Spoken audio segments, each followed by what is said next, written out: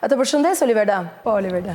Duke qenë se është edhe janë pikërisht para minutat e para sapo ka mbërritur zoti Gonzatos dhe është futur në ambientet e KQZ-s, ndjes pra ju kjo u bë dhe pak shkak për rrëmujën që u shkaktua këtu mes mediave, duke qenë se interesi është i shumtë dhe janë thuajse të gjitha mediat prezente sot për të ndjekur këtë takim. Duke qenë se jemi vetëm pak ditë para zgjedhjeve, Aida, ky takim sot dhe kjo vizitë merr një rëndësi të veçantë, duke qenë se janë udhëzimet ndoshta të para të drejtë për drejta që do të vinë nga ana e Bashkimit Evropian dhe ambasadorit Bashkimit Evropian Silvio Gonzato. Më konkretisht, takimi ka nisur vetëm pak minuta pra më herët, siç e thash, dhe pritet të zgjatë për rreth 20 minuta. Sigurisht fokusi do të jetë tek mbarvajtja e ditës së 11 majit, por edhe rrugtimet që kanë ndodhur deri më tani me fushatën. Theksoj, Aida, që ky takim vjen vetëm 2 ditë pasi në fakt misioni i Odihrit mbajti dhe publikoi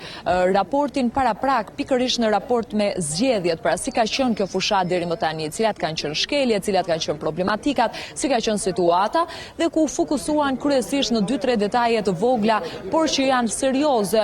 siç është ajo e pengimit të zgjedhësit, e dhunimit të tij, gjithashtu përdorimit të aseteve publike. Pra janë disa problematika të cilat i kemi dëgjuar edhe në raportet e mëhershme të Odihrit, por që e vinë edhe në këto zgjedhje. Pikërisht pra për këtë shkak merr edhe rëndësi të veçantë kjo vizitë e zotit Gonzatos, sepse do të jap edhe udhëzimet e fundit, jo vetëm për atë që do të vi, por siç e thash edhe për mbarvajtjen e këtyre 9 ditëve të fundit. Dhe Aida, vetëm një detaj për ta shtuar, zoti Gonzatos, pavarësisht faktit se ka kërkuar në mënyrë të vazhdueshme që zgjedhjet jenë me integritet dhe të rregullta,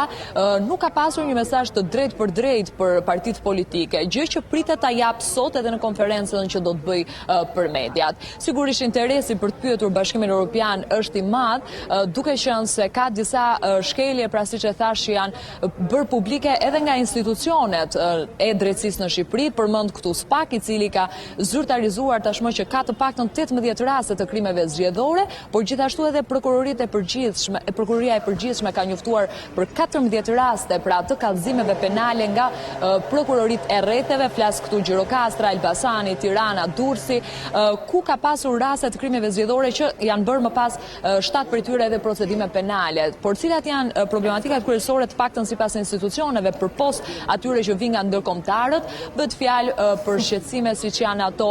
përdorimi i postit publik. Ka qenë ndoshta një nga çështjet për cilat edhe kryekomisioneri Lirian Celibashi ka bërë thirrje të vazhdueshme që të mos ngatrohet posti publik, pra i funksionarit publik në këtë rast me atë të politikanit, pra të personit i cili futet dhe bën fushat nëpërmjet fuqisë, në këtë rast që i ka dhënë ligji dhe sigurisht administrata.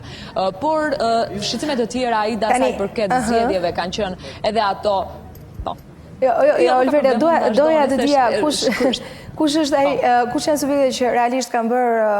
ankesat e tyre dhe që janë adresuar Komisionit Qendror të zgjedhjeve deri më tani. Çfarë spjegace ti pa diskutim që ndjek çdo ditë të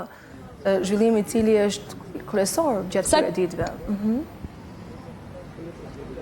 Sa i përket ankesave kryesore që kanë ardhur nga subjektet politike, sigurisht është Partia Demokratike, pra Aleanca për Shqipërinë Madhështore, ajo që ka shprehur shqetësimin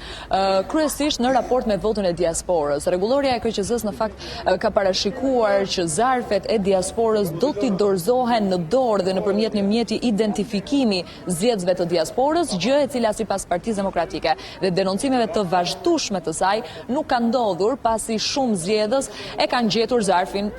dhe përdor këtu pra pikërisht gjuhën që ka përdorur dhe Partia Demokratike në ankesën e saj, por edhe Partia Socialiste, që të dyja se kanë zgjetur zarfet në shkallët e shtëpisë ose poshtë derës, gjë që në fakt rregulloria e ndalon në mënyrë kategorike. Celibashi të paktën këtyre akuzave dhe ankesave kryesore i është përgjigjur me skepticizëm, pra sipas tij do duhet që të bëhet një raport final për të kuptuar nëse ka pasur vërtet problematika të një niveli kaq të lartë sa për të shqetësuar se procesi në fakt mund të rrezikohet, apo janë gjëra të cilat përfshihen në margjin e gabimit, siç është ajo e rastit për shembull me votën e diasporës, pra me dërgimin dhe dhënien në dorë të zarfit. Sipas Celibashit, deri më tani, sipas ankesave të vetë qytetarëve, janë rreth 100 raste problematike. Pjesa tjetër e ankesave, Aida, kryesisht siç e thash, pra kanë ardhur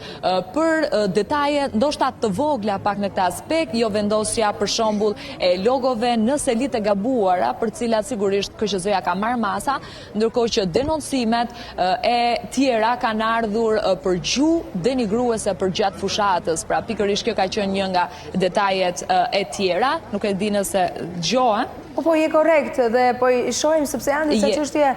shumë delikate që ne, Olivera, i kemi ndjekur të denoncuara qoftë në këtë studio ose në rrjetet sociale që përdoren masivisht dhe që ne i referohemi, sidomos dëshmërisht sepse ka të denoncime. Dhe nga ana tjetër tipo i referon këto edhe përpara Komisionit Qendror të Zgjedhjeve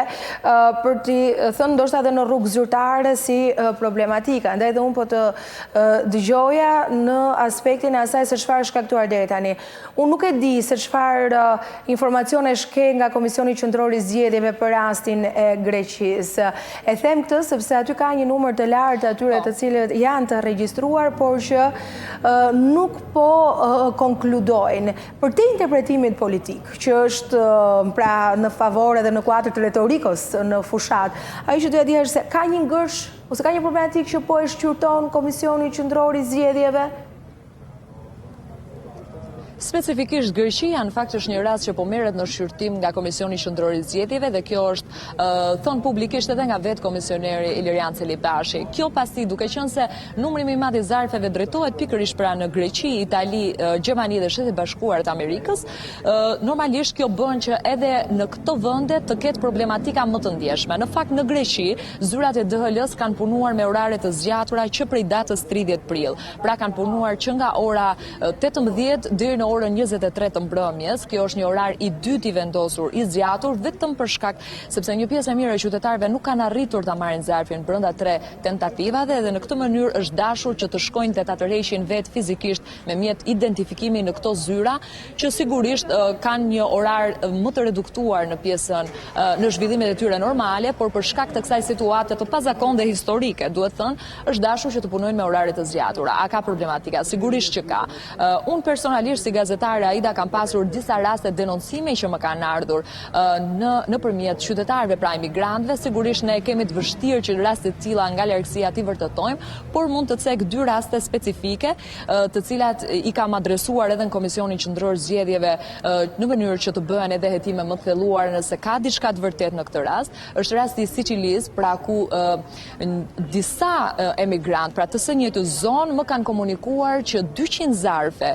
me materiale zgjedhore i janë dërguar një simpatizanti të Partisë Socialiste dhe ka qenë ai person që ka komunikuar më pas nëpërmjet telefonit me qytetarët e tjerë, duke ju thënë se nëse do duan të tërheqin zarfin, mund ta marrin tek ai. Kjo ka qenë një nga rastet e denoncimit, ndërkohë që po një rast i ngjashëm ka qenë edhe në Selanik, ku një simpatizant i një partie ende të pa identifikuar ka tërhequr zarfet për një pjesë të mirë të një zone të caktuar zgjedhore, pa u dhënë mundësinë pra kështu qytetarëve që të tërheqin vetë zarfet e tyre. Këto janë paktën Aida disa nga rastet që mua më janë referuar në terren, por siç e thash, i kam dërguar tashmë në KQZ për të pritur edhe përgjigje nëse ka diçka të vërtetë, sepse nëse do të ishte vërtet shqetësuese për të gjithë integritetin e këtij procesi, i cili duhet thënë që ndodh pas 30 vite shpritje. Pra normalisht duke qenë se është një moment historik, ka një interes të shtuar, jo vetëm nga imigrantët, por edhe në vend, sepse mund sigurisht të ketë një lloj ndikimi edhe në votime dhe në mandate, sidomos në disa zona ku lëvizshmëria pra në vota dhe në mandate mund të ishte shumë delikate për pak vota. Sepse në Tiranë për shembull është e vështirë sepse duhen të paktën 14.000 vota dhe aktualisht ne kemi të paktën sipas llogaritjes së 2021-shit mund të kemi ndikim në 2 mandate, por kjo vetëm nëse një vota e diasporës i shkon vetëm një subjekti zgjedhor. Pra është ende e vështirë të dallohet qartazi se si do të ndikojë kjo votë e diasporës në të gjithë këtë rezultat final, por mund të themi që po, mund në disa qarqe të paktën mund të bëjmë me probabilitet sigurisht mundësinë që të ketë një ndikim të ndjeshëm. Unë po të përshëndes për momentin, sepse sigurisht do t'jem sërish për ty dhe për të asjell fjalën e ambasadorit në mënyrë të përmbledhur nëse nuk do ta kemi të drejtë për drejtë, kështu që ndahemi për momentin në pritje të një komunikimi të radhës Olivera, duke të falenderuar